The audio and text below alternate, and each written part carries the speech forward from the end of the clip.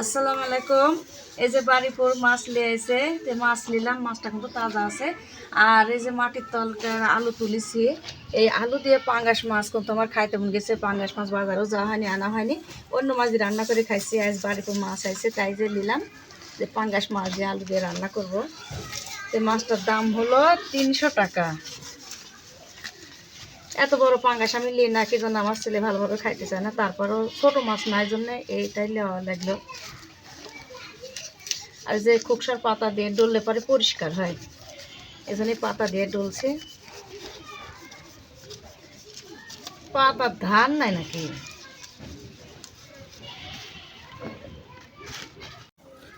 এই যে আমার বটিটার মুখ ভেঙে গেছে।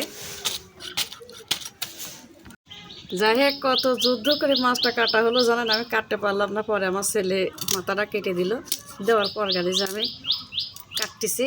মানে বটি বড় আছে, ধান নাই, ধার দেওয়া হয় না। যখন বটি কিনে নিয়ে আসি তখন পুরানো হয়েছে। আর এই যে এমডি সব যে আমার ভাই বই নিয়ে গেছিলো, নিয়ে যে মুখ ভেঙে ফেলেছে, এই জন্য মাছ কাটা যাচ্ছে না। ডোল তো হয়, বটি পোড়ালে আসলে ডলা লাগে।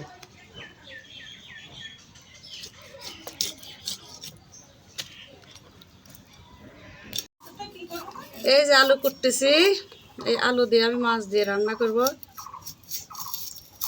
এই যে বেশি দিন তুলে নষ্ট হয়ে যায়, এটা লাল হয়ে যায়। কোনো মাটির তল থাকলে কিছুই হয় না, তো উপরে তুলে রাখলে পরে নষ্ট হয়ে যায়। এই যে মশলা কষানো হয়ে গেছে, এখন আলু ঢেলে দেওয়া হলো, এখন নাড়তে হবে।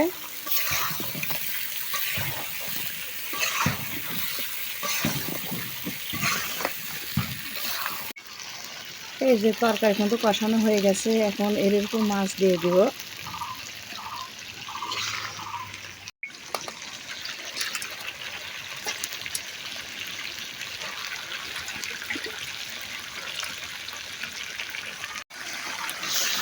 মাছ কিন্তু ভেজে দিলেও হয়, তারপরে হচ্ছে আলাদা করে কষাই নিয়ে তারপরে এর মধ্যে ঢেলে দিলেও হয়, আবার এইভাবে দিলেও হয়।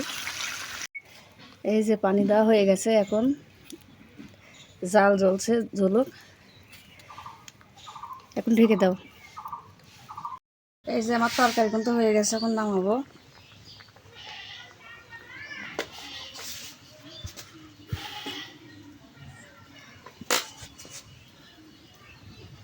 একটু ঝোল রাখেছি, কি জন্য আলু চুষে খায়, একটু চুষে নিলে পারে শুকনা তো ভালো লাগে না। আর এখানে মাছ ভর্তা।